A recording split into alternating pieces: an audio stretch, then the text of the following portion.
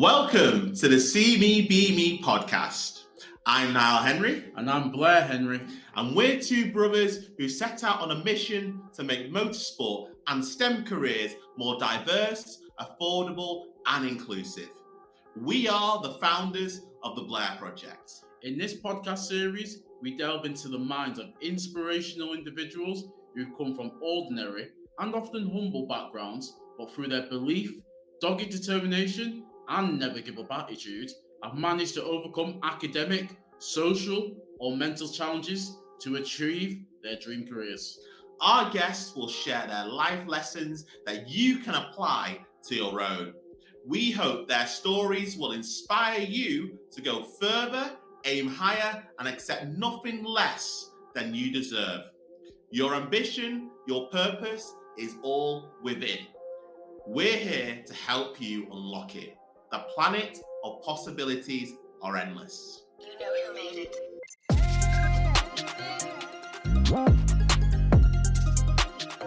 On today's episode, we are joined by Lisa Maynard-Atem, who is an award-winning passionate campaigner who works tirelessly to support Black business and Black representation. She is a founding member and the former managing director of the award-winning Black United Representation Network, or BURN for short. BURN is an organisation focused on the economic and social empowerment of the Black community here in the north of England. And the work that Lisa has done over the last couple of years has earned her recognition, as one of them being featured in BBC Radio 1 Extra's Future Figures of 2022. This championed individuals who are making Black history now. More recently, Lisa has formed part of a leadership team at the award-winning training provider Acacia, and is now a non-executive director on the board of MBH Corporation. Lisa is also a member of the General Assembly at the University of Manchester. Going forward, Lisa is now embarking on a journey on a number of ventures focused on media, marketing, and of course, work around social justice. In this episode, we cover Lisa's background, growing up in a family of diplomats and going to schools all across the world, where her spark for creativity came from, and going and working at big brands such as AstraZeneca and Harrods, the biggest luxury department store in the world, doing their social media. And also we cover the next part of her journey, becoming the managing director of the Black United Representation Network, and where she sees herself in the next 5 years. A truly great episode. We can't wait for you to listen. So enough from us, let's go straight in. Lisa, welcome to the See Me Be Me podcast. Thank you very much, Niall. Thanks so much for having me. I'm really glad to be here. No, we're glad that you're on our show. So the first thing, Lisa, just tell the audience a bit about yourself, your background, and what were you very much interested in at a younger age in science, tech, engineering, or maths? So at a very young age, I was very interested in STEM, but I wasn't that good at it. I kind of improved, especially mathematics. I've always been interested in finance, but over the years, I've kind of improved. So I've got to a place now where I'm much better at it. But yeah, when I was younger, I always fancied because I was obsessed with like Neil Armstrong and landing on the moon. And I was like, yeah, you have to be pretty good at science to be able to do all that kind of stuff. But I've definitely always had an interest. And my sister is a scientist as well. So yeah, science has always been a bit of a topic in our household. But aside from that, I've always been really, really interested in leadership. And I think as a little girl, I never really saw anybody that looked like me growing up in in leadership positions.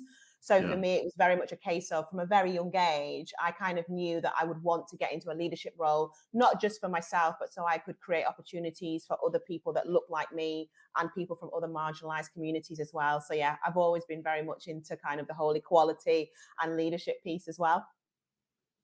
So you, obviously, in terms of your day-to-day job, you are, I'd class you as a marketing guru. And you use technology to get out to masses of audience and spreading the word in terms of the brands that you've previously worked for. Can you tell us a bit about, who are some of the companies that you've worked for, and where did your passion for marketing come from?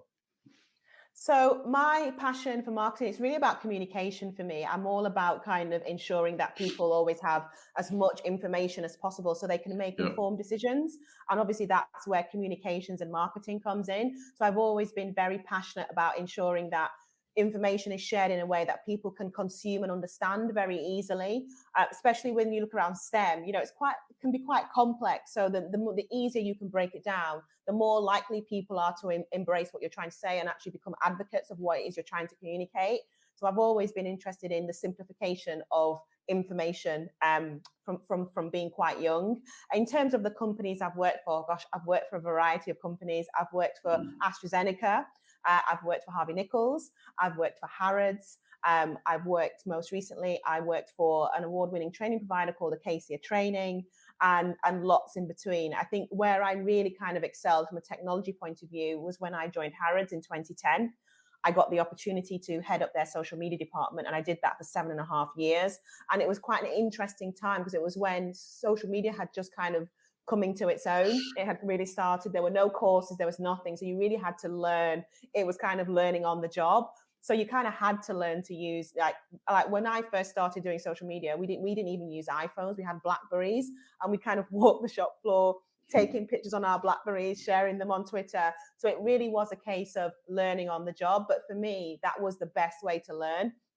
Like I say, there were no courses or anything like that. So you really just had to throw yourself in, and I had to really familiarize myself with lots of applications and quite a bit of tech that I hadn't used before. I had to become more proficient with a camera because obviously we were taking pictures of products and attending events and covering those. So yeah, it really was, it was a steep learning curve for me from a tech perspective, but it was a really good one. I was just going to mention, Lisa, just in terms of because you were mentioning earlier about like your background and growing up wanting to going into STEM, but you also mentioned about just not being many role models who are from like the Black community growing up. So I just wanted to ask, in terms of just growing up, who were some of your the people that you looked up to? So who was your main role model growing up, would you say? I think my main role models were, to be honest, they were my parents, in particular my mom. So the whole leadership thing came from my dad when I was very young, had quite senior roles. And he was very keen for me to understand that I could do anything I wanted. Just because I was a girl and just because I was Black didn't mean that would limit. I would have challenges, but it shouldn't limit me in any way. So he would take me along to some of his quite senior meetings. And obviously at the age of 5, I didn't really have an understanding of what was going on. But the one thing I always remembered was there were 2 ladies that would always come in at some point during these meetings, and they would serve the coffee and the tea and the biscuits. And they wouldn't get acknowledged by most of the people around the table, most of whom were men. Yeah. And I remember there was one particular meeting where my dad kind of raised this issue. And I noticed in the meetings after that one, people would then start to acknowledge them more. And it was at that point where I thought, actually, so they're all started doing something because my dad said something to them. So he clearly is in a position where he can influence people. And I kind of figured out from there that, okay, if I want to be able to do the same in terms of helping people and opening doors, I need to get to a position of seniority. And my mum has just always kind of pushed me and my sister. My mum never went to university, but she's a very, very ambitious and intelligent woman. And she kind of passed that on to me and my sister. So my mother has been a massive, massive influence in my life. Oh, brilliant. And what was your dad's background? What was? So my dad worked he had a number of roles, but his main role he was an interpreter. So he's worked for organizations like the United Nations and Médecins Sans Frontières. So yeah, he worked as an interpreter for quite a number of years. Wow. So your experiences from both your mum and dad has just shaped you into who you are today. And that's fantastic. Yeah, definitely. And also as well, obviously living in different parts of the world, in particular, living in Africa, where we saw firsthand how people lived. You see people walking for miles just to get fresh water, kids walking to school with no shoes on just to get an education. Those kind of images and memories have really, really stayed with me. So yeah, it was a very interesting upbringing. So going back to your upbringing, so with your dad working at the United Nations, were you traveling, or were you all over the world, or were you born and raised and lived just in the UK?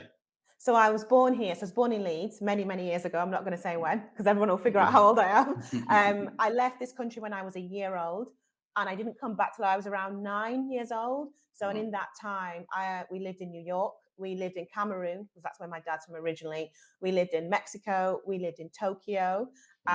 We basically traveled all over the world. We lived in Europe. So we lived in Germany. We lived in Spain, Italy. So we traveled all over the world as a direct result of my dad's work.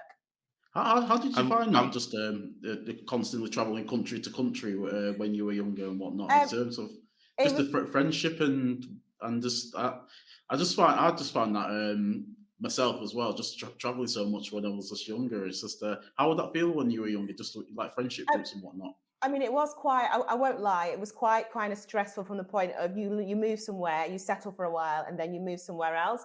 But I Yeah, think the really good thing, Blair, is that it kind of taught me to kind of get used to my own company and kind of be my own entertainment. So I read a lot of books, because every time I moved somewhere, I had to obviously build up relationships and friendships. So whilst yeah, I was doing that, I didn't know a lot of people.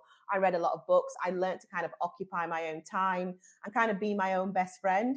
So it kind of really prepared me for the future. Because then if you fast forward years on, when I worked at Harrods, I used to travel a lot for work. So I yeah. spent a lot of time on my own. So all that kind of traveling as a child really prepared me for the future. Although obviously I didn't realize that it would at the time. But there were periods where it was quite lonely and it can be quite isolating, especially when you don't speak the language. Like Yeah. when we were in Tokyo, we had to learn to speak Japanese. My mom and my dad already spoke Japanese. And that was quite an experience and really interesting. But yeah, in places where you didn't speak the language, sometimes it was quite challenging. But yeah, it definitely has definitely armed me with certain tools that I use now as an adult. So no, it was very interesting. Yeah, I've heard Japanese is quite a hard language to learn. Yes. I do eventually want to try it out myself in the future, but yeah, I hear it's quite challenging. It is challenging. I think the spoken is easier than the written. I never quite got to grips with the written Japanese, but spoken Japanese, I would say, is a bit less of a challenge, but still challenging. Yeah, Now, Lisa, I want to take it back to when you were just starting out in social media. You will Yes. have started just at when it just started the boom of social Yes. media, or at the very beginning. How has social media changed from when you first started to where we are now? Well, how has the I evolution been? I think for me, I personally don't feel that social media is as exciting now as it was then. And the only reason for that is Mm. because when I first started, it was new. So literally, we were all starting on the same page. And we were all just kind of figuring things out as we went along. And like I said before, there was no training, there was no formal kind of training or any courses that you could take in order to kind of improve your skills in that area. So it was a really, really interesting time because everybody's use of social media was evolving at kind of the same pace, at the same time. Obviously, if you had bigger teams and bigger budgets, that kind of aided you a bit more. But I think it was a really interesting time.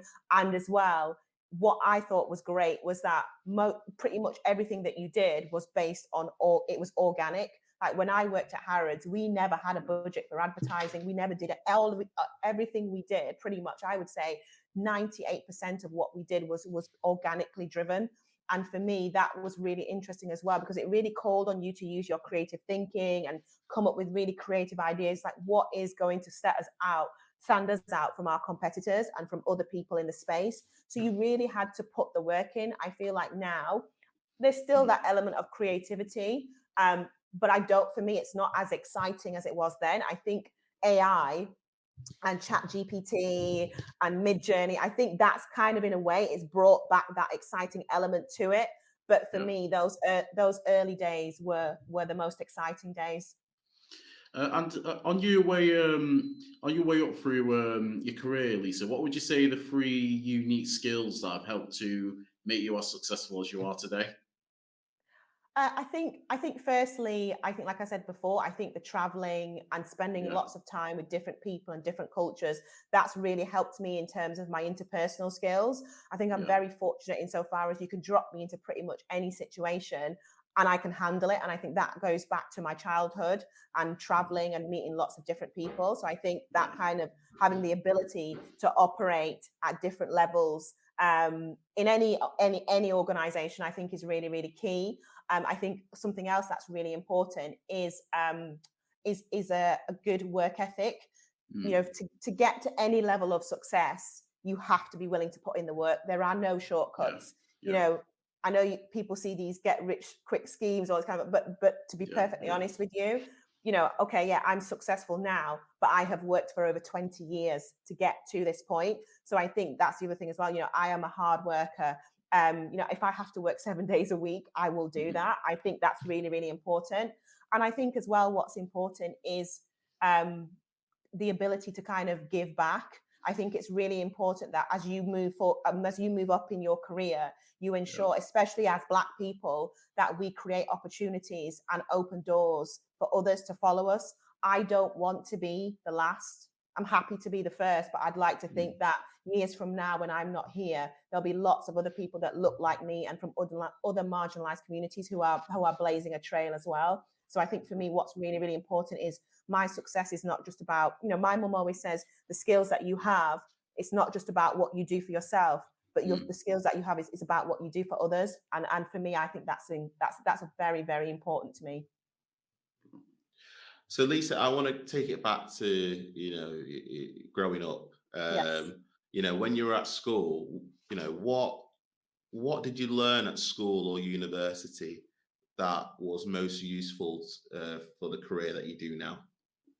I think that if I'm being honest, you know, in terms of school and university, I think it was good in terms of, you know, kind of theory learning and things like that. But I think if I'm being honest, Niall, my biggest lessons have been learnt outside of education. And that's not to say education is not important, but there are different types of education. And I think, you know, education in life.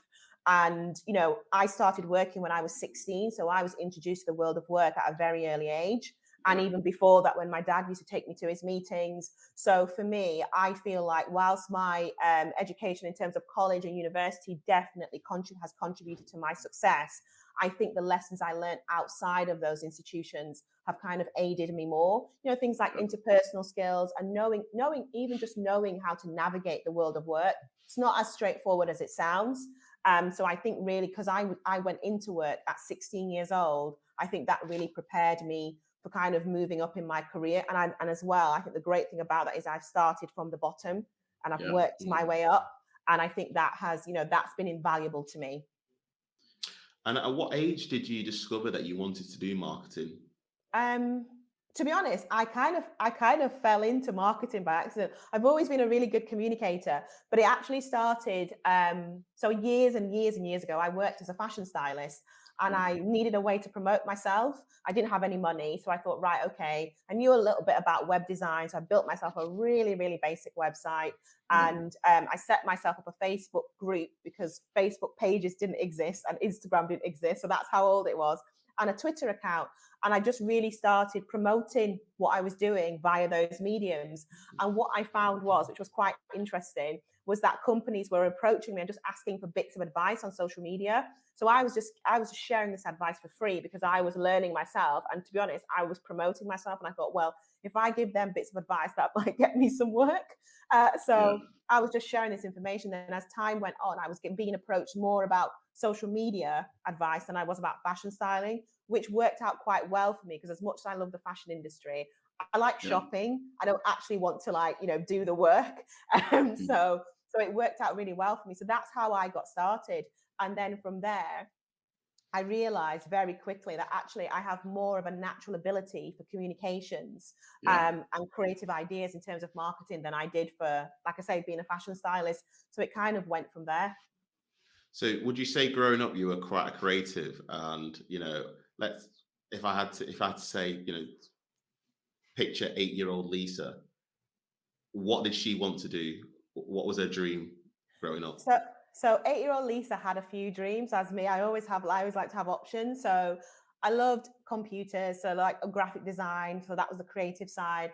I was obsessed with like NASA when I was younger. So astronaut, you know, it was like either graphic designer, fashion designer, astronaut, or what was the other one? Or a doctor, because I just thought being a doctor would be cool. But I knew that I wanted to do, I've always known that I like doing different things. So I don't just like necessarily focusing on one thing. So I like to be like, maybe I'll do something that's science related, and at the same time I'll do something that's artistically related, or something that's finance related. So from a very young age, I've always liked to have my fingers in different pies. I don't think I could ever do just one thing. I think I would probably get bored after like 5 minutes. So I like to do different things. So when I was a kid, 1 minute I'd be drawing, 1 minute I'd be looking through a telescope, the next minute I'd be doing something else. So I was always like, I had like a number of career options when I was 8 years old, and I probably still do now. I think I've got a few more careers in me yet. Did you have a favourite subject at school, Lisa? It depended really on what my objectives were. I know that makes me sound like a weird child, but I just I love languages. So I really love languages because I like the idea of being able to communicate with different people in the way that's best suited to them. So I love languages. I loved art because I think I'm probably a real creative at heart. So I loved art. I love science though. I loved chemistry. And the reason I loved chemistry was because our head of science was a woman, and I'd never seen that before. So her name was Miss Carroll, and I still remember the day I met her. She walked into the chemistry lab, and she had on the most fabulous like pea green suit, and she started talking about all this really complex scientific stuff. And I just remember from that point on, I was just fascinated with chemistry, and I still am. I don't understand it as well as my sister does, but I still am. I'm still quite curious about science, and the way the world has evolved, and just when I hear people speaking on TV about certain things, it's like, obviously because science is not my area of expertise, but I am very interested in the evolution of things. So just going back and talking about role models, I believe you said your mum was your role model.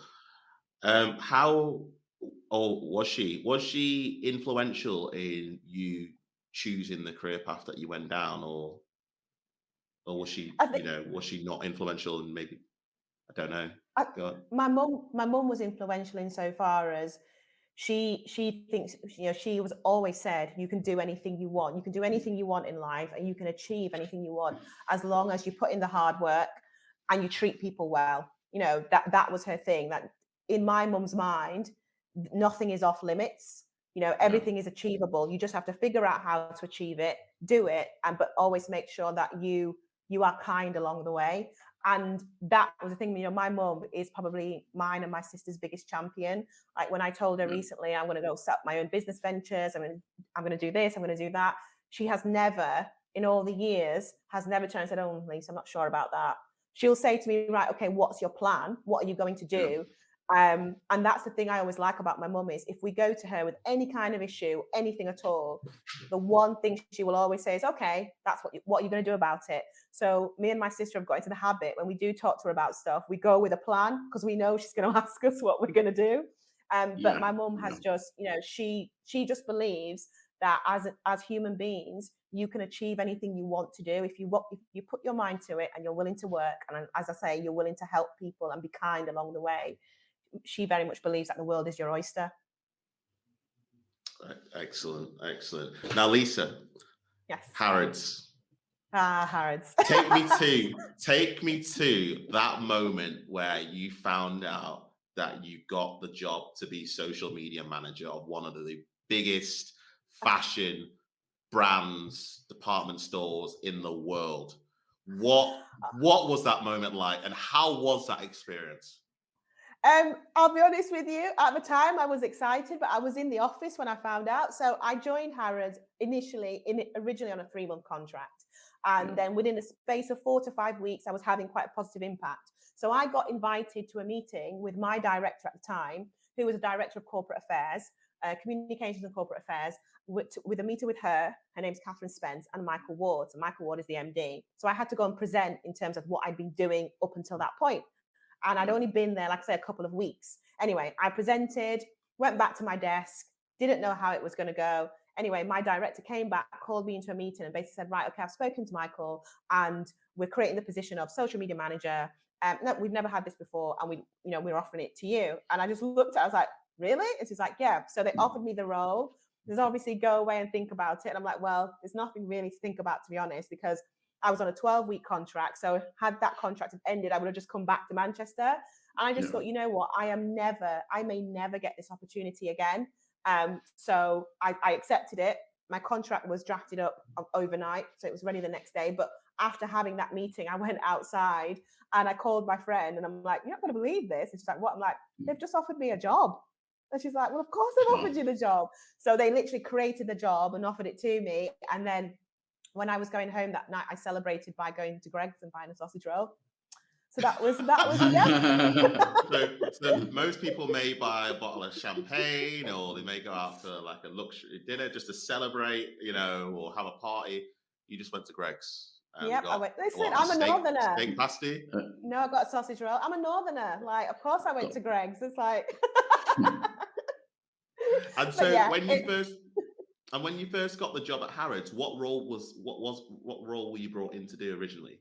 So I was a consultant. So I went in to kind of look at what they were doing in terms of their social media, where they were, where I thought they could go. So because it was really interesting for me, because at the time, if you go back to Twitter, I think there was only a difference of 1,500 followers between my Twitter account and the Harrods Twitter account.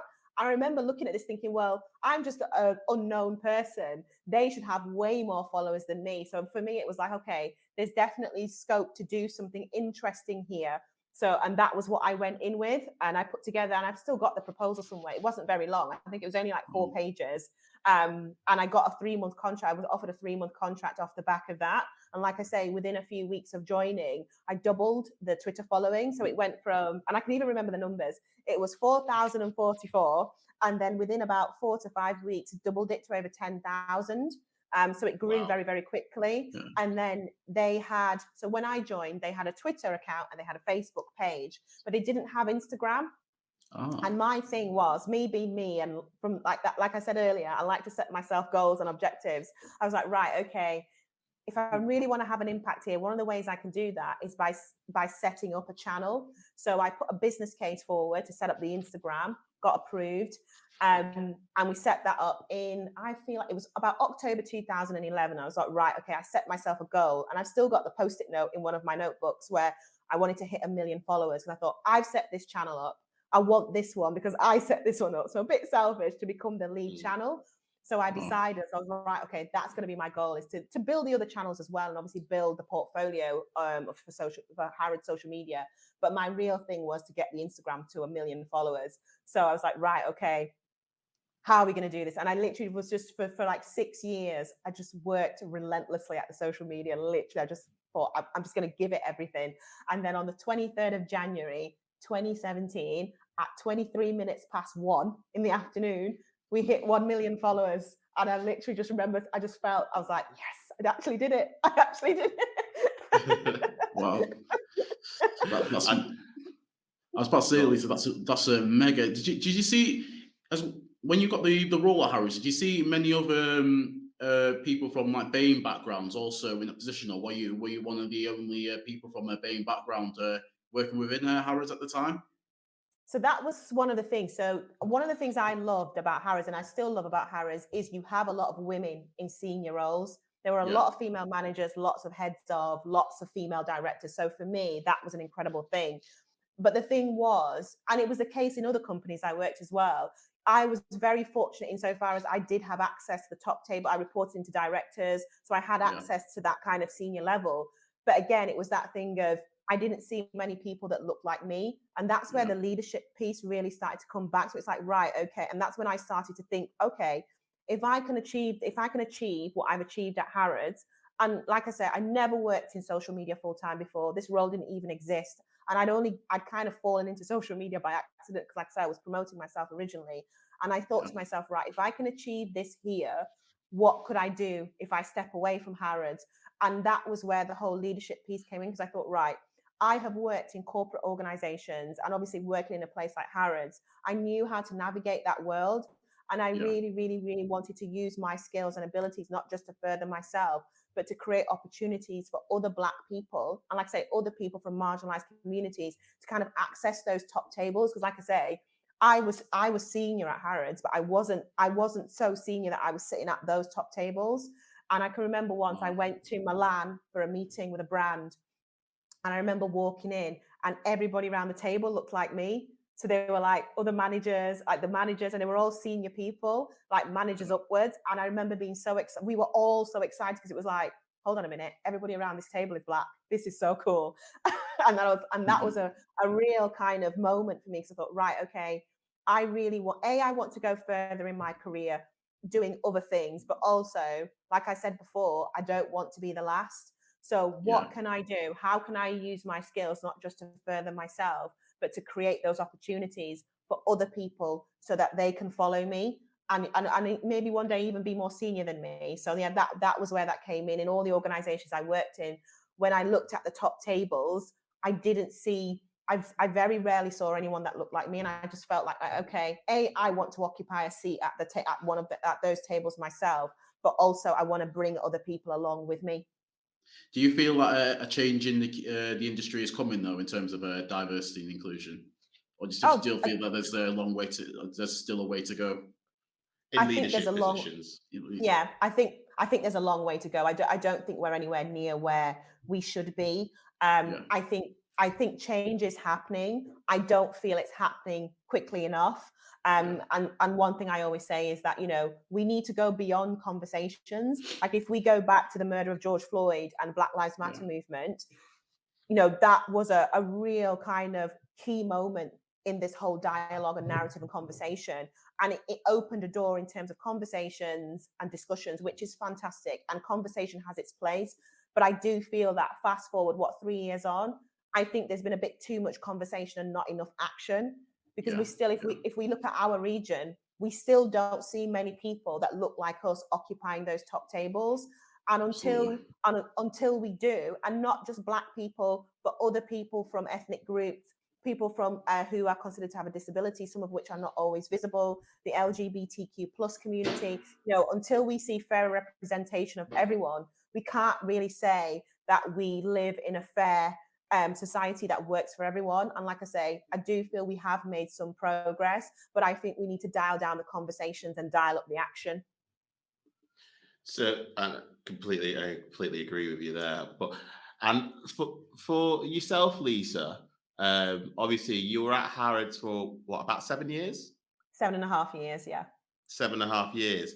And then Yeah. how was it for you, that change from going and, you know, working for a large institution like that to becoming self-employed and, you know, going back to doing consultancy again? For me, it was that, like I said before, I like to explore different things. I don't think I'm going to have just one career. I think I probably got about 2 or 3 more careers after this one.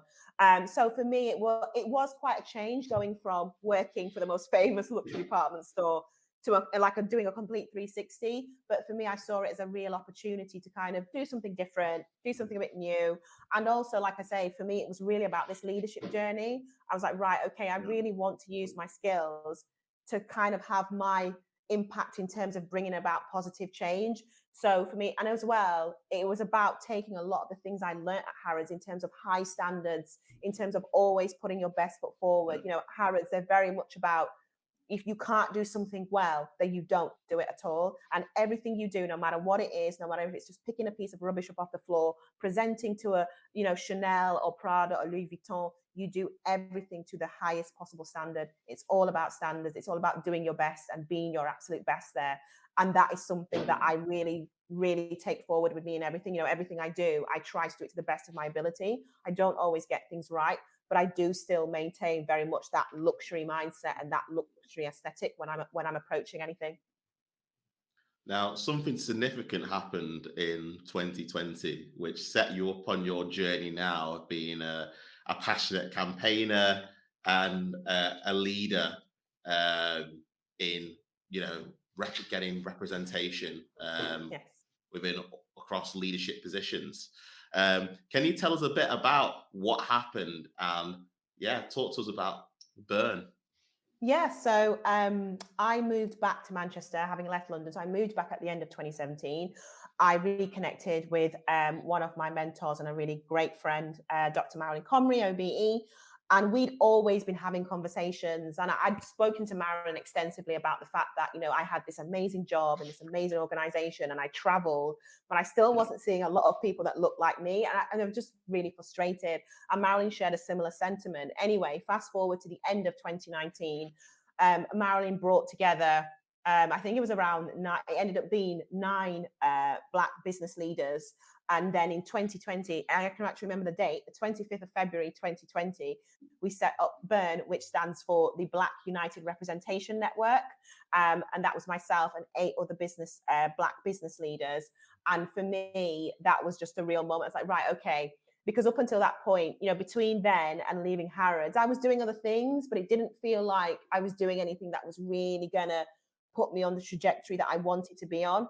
And then when I got the opportunity to do this, I was like, right, okay, this is what I want to do. This is how I feel I should be channeling my skills and my experience and my knowledge. And it was just fantastic. Like everything I'd been doing, I felt had been working up to this point. And it was really good because I could use my marketing skills, I could use my communication skills. And I remember in those early days, we secured quite a lot of press, which was fantastic. And I kind of just really threw myself into it.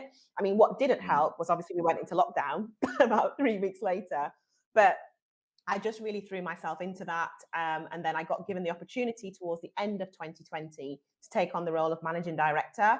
And I was like, right, okay. I'd never been an MD before, but I thought, okay, this is the leadership thing I'd been thinking about since I was a little girl. So again, I just kind of threw myself into it. And like I say, I'd had no previous experience, but it was definitely a moment in my career, and I've never looked back since. So, fast forward to present day, I'm very much still kind of in that sphere, and I absolutely love it. I absolutely love being able to kind of contribute to making a difference and leveling the playing field, especially at that senior leadership level. And then from your role within BURN, Lisa, what impact did BURN have on the wider Black community? It was really interesting because because obviously I'd been out of Manchester, this region, for like the best part of 8 years. And I wasn't sure how it was going to be, but it had such an amazing impact. I remember those early days, we were being contacted by ITV, BBC, Forbes, Channel 4. It was just amazing. It was almost like, actually, this is what we as a community have been waiting for. And for me as well, with my Harrods hat on, it was like, right, okay, it's not just enough to kind of have parity and equality. It's like, I want to see people that look like us at those top tables. I want to walk into a room and actually see that there are Black people sat around the table. There are more women sat around the table. And I think for me, it was a real moment. And I think one of the things that's my absolute favorite was our Board Apprentice initiative, where we give Black senior professionals the chance to shadow a board for 12 months. For me, I remember whilst I was MD, that was my absolute favorite thing, because that's exactly what I wanted, was to put people who have been denied these opportunities for far too long, put them at those top tables and give them the opportunity to gain that experience, see what it's like, and influence decisions. And the amazing thing is that pretty much every single apprentice that is on that program and has been on that program has gone on to secure a board placement, which for me was just the best thing ever. And that's exactly what this is about for me. It's about, actually, if we're being really honest, decisions are made at the top tables. Therefore, those top tables should be diverse. And, I've always believed that our leaders should reflect the communities and the people that they serve. And they don't do that if they're all from one particular group. It needs to be a diverse group of people so that the decisions that are made impact everybody equally and fairly. Now, Lisa, tell us, BURN has 3 key pillars. How important, or tell our audience, what are those 3 pillars and how important are they? So the first pillar, which is I'll be honest, is my favorite, is around leadership. So it's building that pipeline of Black leaders to sit at various levels. The other is around capacity building Black-led organizations. And this is one I think that is, they're all important, but I think this is really, really important, because what I have found is that we still have a massive challenge in terms of Black businesses having access to finance, and just knowing how the system works, knowing how to navigate the system is that is a whole kind of plethora of things in itself. So that ability to capacity build Black businesses and ensure that they are investment ready, whether it's public sector, private sector, I think that's really, really important. I mean, for anyone, I think it's kind of like a minefield, but especially for Black people and Black businesses who have historically have faced major issues in terms of access to finance, I think working with them to capacity build them is really important. And obviously the third pillar is around international trade, which for me is fantastic, having lived in Africa and just seen how glorious that continent is. So for me, so they're all really important, but I think it's the leadership one for me that really, really stands out. It's that I want to see people that look like us kind of sitting at those top tables, making those decisions. And as well, it's the whole thing about representation and visibility. People will see the two of you doing this podcast. There'll be other Black boys and young Black people and other young people from marginalized communities. They will see the two of you, and that shows them the realms of what is possible. I firmly believe that it's harder for you to imagine yourself in a space if you don't see somebody that looks like you. And I think doing things like this and making, I'm very intentional with my own visibility and my own profile, because I didn't see me in the roles that I'm in today growing up. And I want little Black girls, little Black boys, all little girls and little boys and young people. I want them to see me and think, well, if Lisa can do it, despite the challenges she's faced as a woman and as a person of color, then they can do it too. I think that's, you can't be what you can't see. And I think it's really important that people see us and know that through seeing us, they can be us too. Yeah, absolutely. The value that's the whole. I was going to say the value of the see me, be me effects. Oh, go on. Yeah. Absolutely, in a T. Now, going on that, like I'm a big believer in mentorship, and it's so important that you can learn from somebody else, especially rather than make mistakes. And I'm a big believer in making mistakes, because sometimes that's the best way in learning, rather than from straight successes. But also you can pick up things from other people that you can think, all right, I don't have to go down that way because I can navigate through a different way. Now, how big is mentorship for you, and who was your biggest mentor to get to where you got to? Yeah, I think mentorship is so important, but I think if you can cast the net wider, it's not just about mentorship. It's about really kind of looking at everyone around you. Like I'm big on listening, and I'm big on observing. So there are times when I will sit in meetings and I will say very little, and it's not because I don't have anything to contribute. I always think if you're the smartest person in the room, you're in the wrong room. So I like to be in situations and around people who stretch me. Like, okay, if I'm in a marketing meeting, I'll be fine because I know marketing. I've worked in marketing for nearly 20 years. But in a finance meeting, obviously that's not my area of expertise. So I really need to I like to sit in those spaces and learn from people, observe people, listen to them, make notes, go away, kind of really think about what I've learned and the knowledge I've acquired. But in terms of mentors, I've had many over the years. I think probably my earliest mentor was when I went to kindergarten in New York, and my teacher was called Christine. And I can remember we used to get snacks at various points during the day, and we used to get raisins. And I remember saying to her that, so with some of the other kids, we didn't all like the same thing. So she was like, okay. So I kind of negotiated with her at the age of like 5 or 6 to make sure to ask for us to have different types of snacks. So then that was my job then. So that was my job to make sure that the kids who didn't want raisins didn't get them, and the kids who did want them got them. So, and it kind of started there for me. And like I say, my parents, I watched and observed my parents a lot, especially my mom. People like Marilyn, who I've mentioned already, my chemistry teacher, Miss Carol. I mean, sadly, she's no longer with us, but she was a massive, massive influence in my life. There's so many. There's Victoria Sylvester, who's the CEO of MBH. There's Callum Lang, who is the chair of MBH. And, my friends, my sister, so many people, so, even some of my neighbors, just so many people. And I like to I really like to take the time to speak to different people and gain knowledge and advice and information from different types of people from all walks of life. You know, I think that's really important to ensure that I have as rounded and informed a perspective as possible. Sounds like you've had quite a few influential people helping guide you within your career, Lisa. So Yeah. it just goes to show in a way that, because I was listening to a podcast a few days back saying that your social groups are really important in terms of essentially building you up into who you'll end up being in the future. So you clearly sound like you've surrounded yourself with the right sort of people to get you to where you are today.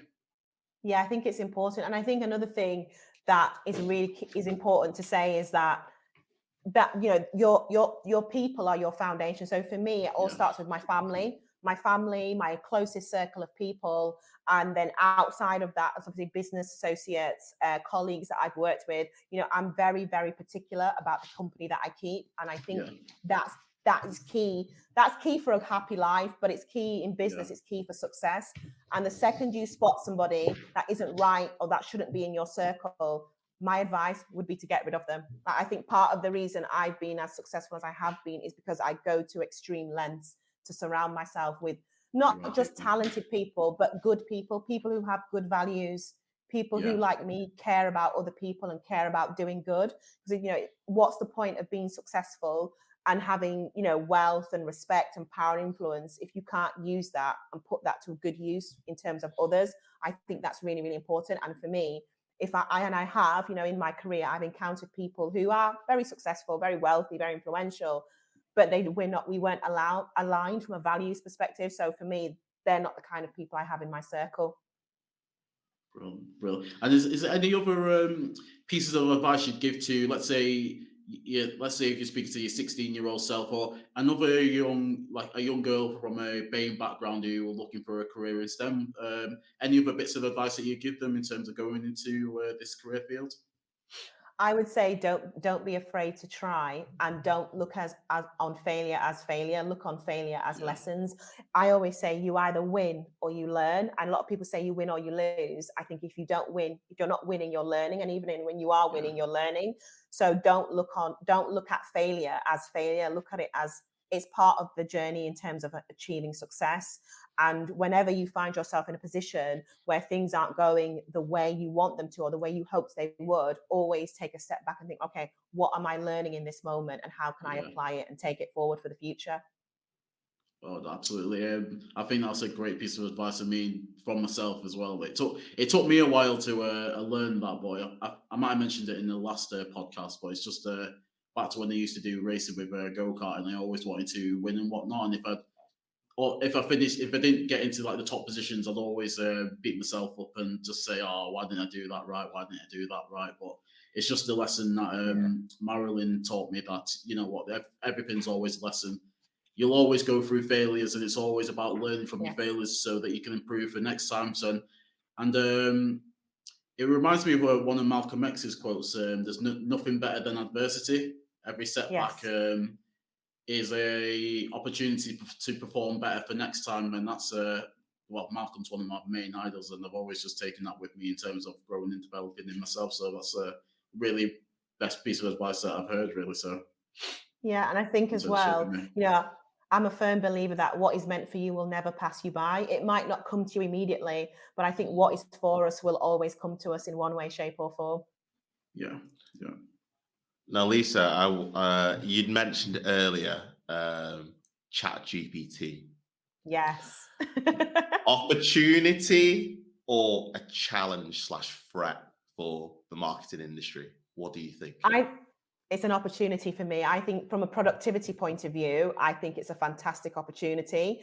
I think it has the ability to really enhance what you do. Now, I think what a lot of people, I find having a lot of conversations about this, and I think a lot of people think, oh, it's about replacing. I said, it's not about replacing. It's about complementary. It's like, right, for example, if I know I have to write a paper, I can write the paper, but I can use Chat GP to enhance it, to do research, to pull things together. I think it's about actually, it's like with anything, it's how you use it. But I very much see it as complementary. I don't see it as a threat. I think the reality of it is, as with any form of evolution, things will be replaced.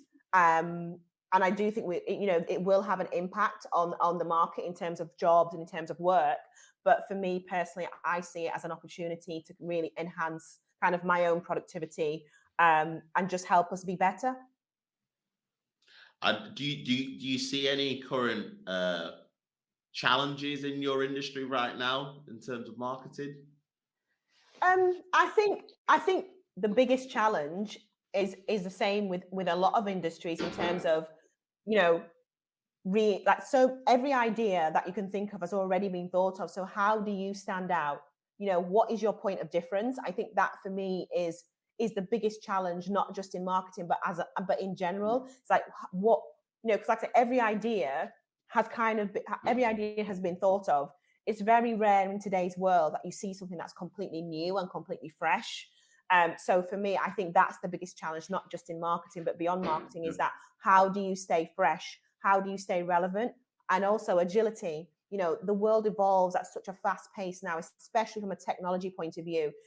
You have to be as agile as possible. You have to be able to evolve quickly. So I think those are the biggest challenges, is that how do you stand out, and how do you keep yourself well informed and well versed on the evolution that's happening, and obviously how agile can you be? Because I think if you don't put the effort into being more agile, I think there is a danger that you could get left behind. So yeah, I think those are the challenges for me, I see. So, and what, in terms of, let's say somebody who's just finished college and maybe done media, or let's say somebody who's graduated from university and done marketing, and they're about to set out into the real world, what advice would you give them? What would be the first thing that you tell them, and maybe something to say, don't do this? It's not necessarily so that I wouldn't do this. What I would do is ensure that you build your own personal brand, whether we like it or not. Every single one of us is a brand these days. And what I would say is, if I was starting all of this again, and I was like 16, 17, and I had access to the technology that we have now, I'd have my own website, I'd have my own socials, I would build my own brand. The one thing I would say don't do is put all of your eggs in one basket. We don't live in a world now where you have a job for life.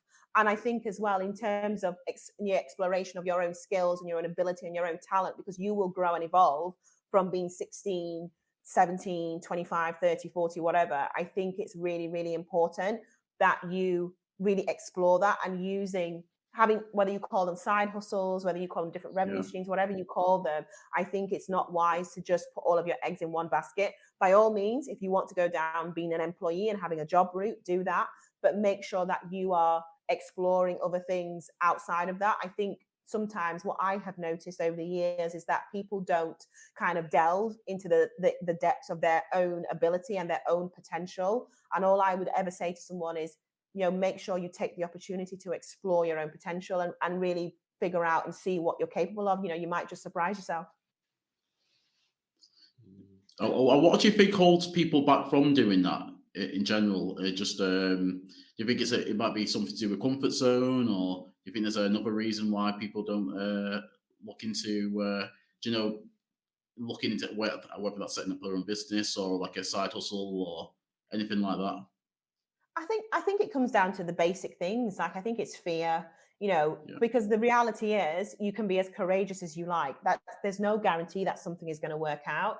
And people have, responsibilities. We have bills to pay. People have families. They have mouths to feed. So I do understand that, it is a challenge. But I just think for me, there are elements of my life where I like having a comfort zone. So in terms of my family and my friends, and things like that, for me, that I take great comfort from those things, because that is the foundation on which I build everything else. But really outside of that, I personally have always felt that a comfort zone is a dangerous place to be, because you just don't grow there. I could stay in my sphere and just do this, but would I really evolve as a human being? Would I really be a better version of myself? I doubt it very much. And I think the thing for me is, I'm always thinking, right, how can I be a better person today, a better version of me today than I was yesterday? And how can I be an even better version of me tomorrow than I am being today? And I think, like I say, I think it comes down to that thing around fear. I know that a lot of people talk about imposter syndrome, which I totally understand. But I think the important thing to say about imposter syndrome is that we as human beings, we have a tendency to like to label things a lot. And I think before you get to a place of saying it's imposter syndrome, is it just nerves? And if it is, that's perfectly normal because you're human. We all get nervous, we all get excited, we all get anxious, we all get a bit scared. So, before you label yourself as somebody who suffers from imposter syndrome, you could just be experiencing the emotions that every single human being on the planet experiences. So I would say as well, don't be mindful of not applying labels to yourself. Allow yourself to evolve, allow yourself to sit in those moments and really kind of think and assess yourself. So Lisa, final two questions for me. Now, in terms of your experience, you've worked in large institutions and you've also worked in small companies. Yes. What's been the major difference for you between working in either? I think that the major differences are things like the obvious ones is having like Harrods, you had big budgets, you had big teams, so you could do so much more. And obviously you had the strength of that brand. But you go to smaller companies like the company I most recently worked for, Acacia Training, which was just the loveliest family company. There's very much a feeling of they're a work family. And not that wasn't there at Harrods, but I think, it was very, very different in terms of the different cultures and the different atmospheres. So I think that's probably the biggest thing in terms of, like I say, having budgets, having teams, because at the end of the day, money makes the world go around, whether we like it or not. But I think that culture is another big thing as well. The culture changes from company to company. I've not worked in many big companies where you've had that real family feel. But yeah, I would say culture, finance, budgets, and teams and things like that. I think they're probably the biggest things I've seen. Excellent. And then the last one is, so tell us, what's next for Lisa at Maynard-Atem? Oh God. Well, like I say, for me, I think that's quite a fluid journey. So at the moment, I've just launched my own website, which is focused around media and the stuff I do around social justice, with organizations like Burn. So there's that. And then in a couple of weeks' time, I'll be launching a separate website that looks at kind of like marketing and kind of my whole journey in terms of fashion and finance, which I'll reveal a bit more about that at another time. But to be honest, I'm not being too prescriptive because, like I said before, I feel I've got another 2 or 3 careers left to go. And I know that there are kind of areas and things and interests that I haven't yet explored. So I kind of, whilst I've got those things that are kind of launched and coming, I think I'm just going to leave the rest of it. I'm going to leave it in the lap of the gods and just see what happens. So are you saying you've already got those next 3 careers pinned down? You already know where you want to go? Yeah. And we're just viewers along on the journey, waiting to find out. Yeah. Yeah. I've got some ideas. And I'm, speaking to different people all of the time. So yeah, there's definitely more to come from me. Definitely more to come. So Lisa, are you a big fan of Marvel? Yes. Oh my God. Huge fan of Marvel. So the cinematic universe is, phase 1, phase 2. We're now in phase 3. What phase are we in terms of your career? Oh God, I don't even know. I think like feels like phase 10 or something. It's just like, I think I've got another like 10 to go. So I just feel like I'm evolving all of the time, and it's a really exciting time for me. And I'm kind of keen. I'm excited for the future because obviously the future you can't predict the future. And you don't know what's going to happen. And for me, there's something quite exciting and interesting about that. So yeah, I'm probably on my 10th phase. So yeah, and it just kind of evolves and changes all the time, which I really, really like. So yeah, watch this space. Yeah. So instead of 3 more phases, you're saying there's 10 more phases? Yeah, I would say so. I've definitely got a minimum of 10 in me, I think. Okay. We've heard it here, folks. Lisa, there's one question that we'd like to ask our guests. Is there anything that we haven't asked you which you would have loved us to ask you? No, I think you've asked me everything. I don't think there's anything. No, I don't think there is anything. I mean, I love chicken wings, so you didn't ask me about that. You didn't ask me about Right. that. That's okay. But Blair, I forgot the bonus questions. How the hell did I forget that? Oh, no way. Ooh, All bonus right. question. This is a part of the segment, Lisa, where we ask 3 random questions, just fun Okay. questions. Bit Okay. controversial. Yeah, you wish. You wish. So, the first one, make it nice and easy. Since you have travelled to quite a lot of countries, but where would you go right now if you could visit anywhere on the planet? I would actually go back to Barcelona. So I went to Barcelona last year because I've got this thing about revisiting a lot of the places I went to as a child. And Yeah. I went to Barcelona last year, having been there as a child, and I absolutely loved it. It was just really chilled. It was just a really nice lifestyle. There was like, a tapas bar on every corner, which I love because I love food. But I would definitely go there. But another place I would go as well is Egypt. I was obsessed with Egyptology when I was a kid. And I remember going to see the Sphinx and the pyramids, and it was just incredible. So that's another place I would like to revisit at some stage. But right now, I'd go to Barcelona. In your opinion, what has been the best invention that a human being has made that may have impacted your life or just in general? Oh, you're gonna laugh, but my steamer. I love my steamer. It's like the best thing ever. I even bought Marilyn one. Like, I don't care. I know it's not the coolest thing, but for me, my steamer is life. It is life. I highly recommend everyone go and buy themselves a steamer. A little handheld one. It almost looks like a kettle. I was not expecting that. I'm not gonna lie, I was not expecting that, and that might be one of the most unique answers I'm ever gonna hear. But I'm not. I can't lie. My air fryer is absolutely amazing. I need to get one of those. They're life changers. Life changers. Thank God to the person who made the air fryer. And then the last one's another controversial one, Lisa. Mm-hmm. Should pineapple be on pizza? I don't like pizza, so I'm not a pizza fan. Damn. Oh. Sacre bleu. Yeah, I don't like pizza. Like, we've had this conversation before. Everyone thinks I'm a weirdo, but I just don't see the big deal about pizza. I don't know why everyone's so obsessed with it. It's like, I'd much rather have a portion of chips and some chicken wings. Like, yeah. Portion of chips and chicken. Oh, you do love your chicken wings, though. I can't lie. I'm going for chicken wings after this podcast.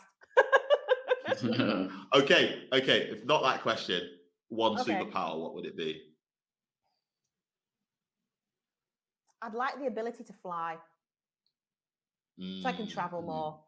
The ability to fly. So you can get to Barcelona.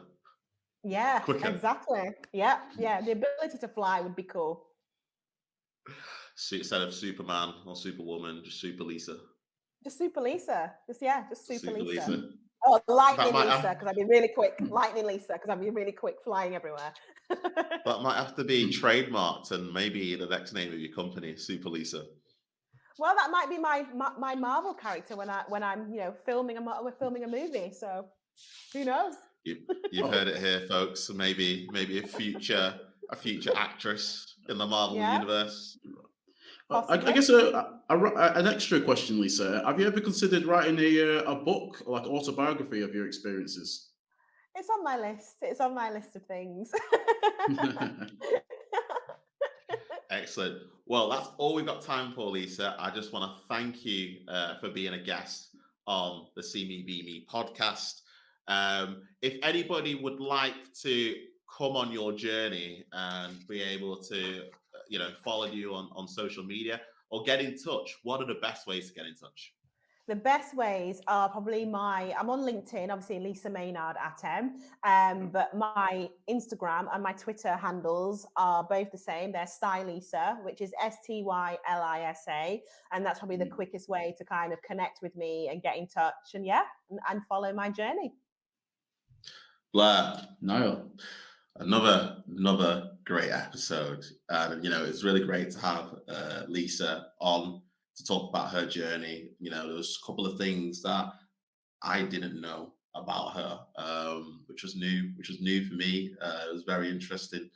I mean, even the simple things of growing up, how certain things shaped who she became. So her dad being a diplomat, and she lived in many, many, many countries. Yeah. That was really interesting, and also what the work that she's done within Burn, being the MD and being championing not just black business but black professionals and the board apprentice program. These are things that should have been done before, but it's great to see. And obviously, I'm being one of the directors of Burn. It's a really great initiative that is helping the black community to get on and be successful within the north of England. But what about yourself? What were you? No, it's really inspired, just like what you were saying, just Lisa's background and how school, just going through like a background from school, always having the interest in STEM, like a STEM-based career, and then everything she's been through on her journey in terms of like the see me, be me effect, setting up or got be one of the founding members of the Black United Representation Network.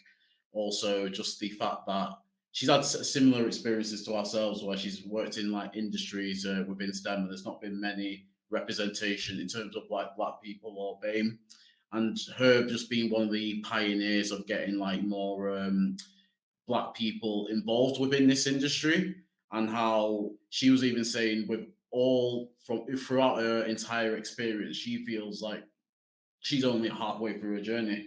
It's like when you ask the question at the end, like what phase you're in, like linking it to Marvel. Yeah. She feels she's only at phase 10 of her journey. So and she feels that she's got another 10 phases before her journey ends, and another different 3 career changes. So it just goes to show it's never too late to obviously pick up like more skills. There's so many more skills that you can pick up, and in terms of your own career path or even career changes. Like later on in your life as well. So it just goes to show that the world of opportunity is out there, and Lisa's one of the pioneers to show not just like females, but also black females as well. That this is a career path that you can go down as well. I think it also shows it's like not being restricted and not allowing anyone to say this is all you can ever do. Like Lisa's constantly reinvented herself. Yeah. Obviously staying in the rounds of the marketing, but she's obviously dabbled, or not dabbled, but been able to go into different fields. Starting off at working at AstraZeneca, which is medical, to then going and working at Harrods, doing fashion, to then doing campaigning around Burn. So it's going into different strides, and it's really, really insightful, and I can't wait to see these next 3 changes and the next steps in the evolution of Lisa Maynard-Atem.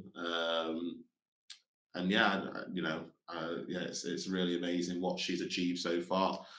Truly a great inspiration and role model to a lot of younger aspiring black females looking to make a career within, like, whether it's a career in STEM or go into careers or setting up like their own businesses as well. But I think what the whole thing about Planet of Possibilities, like this, even for Harrods, this wasn't even a field there was no social media manager, and especially you even if the other fashion brands had a social media manager, how many of them were a black person? Yeah. Or even any, it doesn't matter, just about black, a person of color. This was probably, you probably count on one hand how many individuals were there. At least it came in, smashed it as a consultant on a part-time basis, and then because her talent was that good, Harrods took her on and it became a full-time role.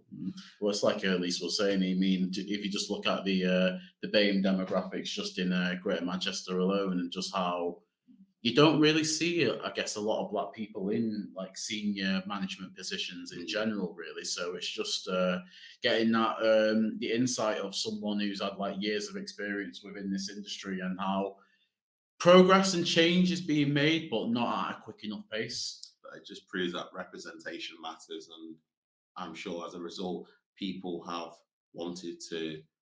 now looked up to Lisa to say, wow, if someone like Lisa can do it, then I can do it too. If you've liked today's episode, make sure to like, comment, and subscribe. The Blair Project is on all major social media platforms, including Facebook and LinkedIn and YouTube at The Blair Project. We're also on Instagram, Twitter, and TikTok. Yes, we are on TikTok at Get Me Motoring. If you'd like to follow myself individually, I am on Instagram at Nile Henry and also LinkedIn at Nile Henry as well. And if you want to follow myself, I'm on Instagram as BlairHenry_97 and also on LinkedIn as just Blair Henry. So we look forward to having you on the next episode. So stay tuned. Take care. Until next time.